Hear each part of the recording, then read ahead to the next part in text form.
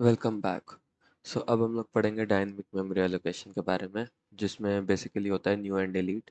इसमें हम लोग एक न्यू मेमोरी एलोकेट करते हैं और फिर उसको डिलीट कर देते हैं। Dynamic memory allocation in C plus plus is use to allocate memory at run time when the size of the data structure is known at the compile time. So data structures आप लोग क्या होता है, ये हम लोग अलग से सीरीज करेंगे डाटा स्ट्रक्चर्स के बारे में, तब बताएंगे। लेकिन आप ये याद रख लीजिए कि the new operator is used to locate memory for a single variable और एनी और an array on the heap. The delete operator is used to deallocate memory that was previously allocated with new. ये मैं आपको इसलिए पढ़ा रहा हूँ क्योंकि this is one important topic. ये बहुत सारी जगह पूछा जाता है और ये बहुत इंपॉर्टेंट टॉपिक भी है। ये डाटा स्ट्रक्चर्स के मायने में बहुत इंपॉर्टेंट टॉपिक है। Dynamic memory location useful for creating data structure such as linked list, trees and dynamic arrays. तो ये सिंपल एक स्ट्रक्चर था। अब इसके आगे आते हैं। मैं कोड आप लोगों को एक दूंगा, उसको एग्जीक्यूट कराते हैं, उससे समझते हैं कि होता क्या है ये। ठीक, तो ये रहा कोड। अब देखो भाई, कोड जो है वो थोड़ा सा आप लोगों को ऐसा लगेगा कि पहले वाले कोड से थोड़ा सा ज़्यादा डिफ़िकल्ट टाइप का है, लेकिन इतना कुछ डिफ़िकल्ट नहीं है, सब बहुत इजी है। अब आप लोग समझ जाता हूँ।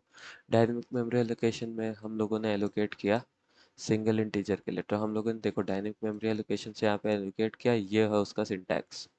यहाँ पे मैं सिंटैक्स मेंशन कर देता हूँ, आप लोग इसको नोट करते रहिएगा। सिंटैक्स में अब हमने पॉइंटर 1 पे क्या डाला, 10।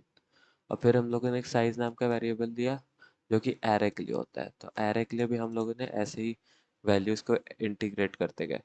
तो P T R two pointer to of I is equals to I into 10। ठीक, अब जीरो से पहले जीरो रहेगा, फिर 10, फिर 20, फिर 30, फिर 40। ठीक, और आउटपुट वैल्यूज यहाँ पे प्रिंट करा दी। ठीक, अब यहाँ पे डीएलोकेट मेमोरी कर दिया, मेमोरी डीएलोकेट कर दिया तो दोनों मेमोरीज डिलीट होगी, पॉइंटर 1 की भी मेमोरी डिलीट होगी, पॉइंटर 2 की भी। तो इससे स्पेस बचता है। ठीक, डायनेमिक मेमोरी एलोकेशन से। अब हम लोग इस प्रोग्राम को चला के देखते हैं, जो मैंने बोला वही आया। देखो, value of dynamically allocated integer 10, values of dynamically allocated array 0, 10, 20, 30, 40। हाँ, तो ये values of dynamically allocated values जो हैं, ये हम लोग कहीं भी यूज़ कर सकते हैं क्योंकि ये ज़्यादा एफिशिएंट होती है और ये डाटा स्ट्रक्चर्स में भी यूज़ होती है। तो ये एक बहुत ही ज़्यादा इंपॉर्टेंट कॉन्सेप्ट है कि आप कैसे यूज़ करने वाले हो न्यू कीवर्ड और हमारा delete keyword.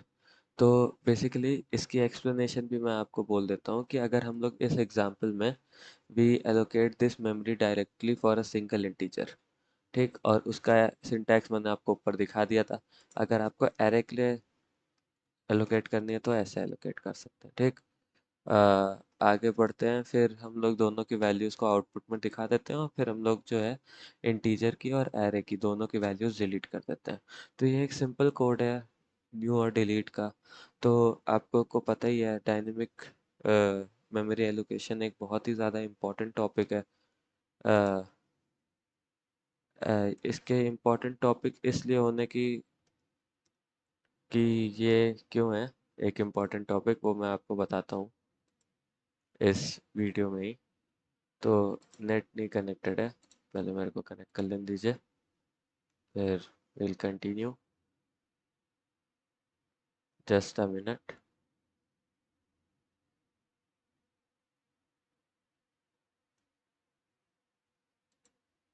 I am just gonna continue when it is connected. So yeah now it is connected.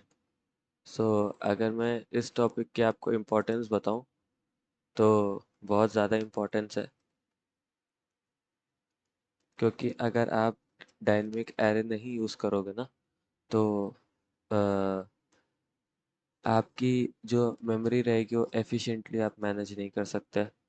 ठीक, कंपाइल टाइम की लिमिटेशंस पे आप अमर कर सकते हो उस चीज़ पे। क्रिएट डायनेमिक डाटा स्ट्रक्चर्स भी आप बना सकते हो इस डायनेमिक मेमोरी एलोकेशन से। और रिड्यूस मेमोरी वेस्टेज यूज़ कर सकते हो, जैसे ही आप मेमोरी यूज़ करोगे आप उसको डिलीट कर दो। तो ये कुछ उसके यूजेस होते हैं जो कि आप लोगों को पता रहना चाहिए। ठीक, और ये ऑब्जेक्ट ओरिएंटेड प्रोग्रामिंग क्योंकि सी प्लस प्लस है तो उसमें भी यूज़ होता है, तो ओप्स भी होता है।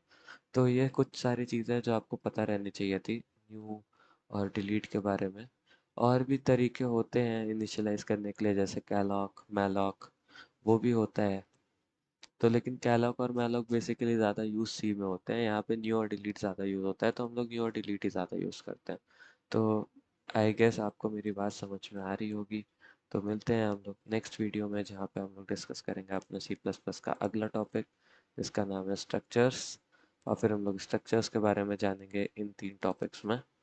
ठीक। और फिर इस चौथे टॉपिक में भी। ये 4 टॉपिक्स जो हैं बेसिकली इम्पॉर्टेंट हैं। फिर इसके बाद हम लोग शिफ्ट हो जाएंगे introduction to classes, class members, object creation, instantiation, access specifiers and all. तो मिलते हैं आपसे नेक्स्ट वीडियो में।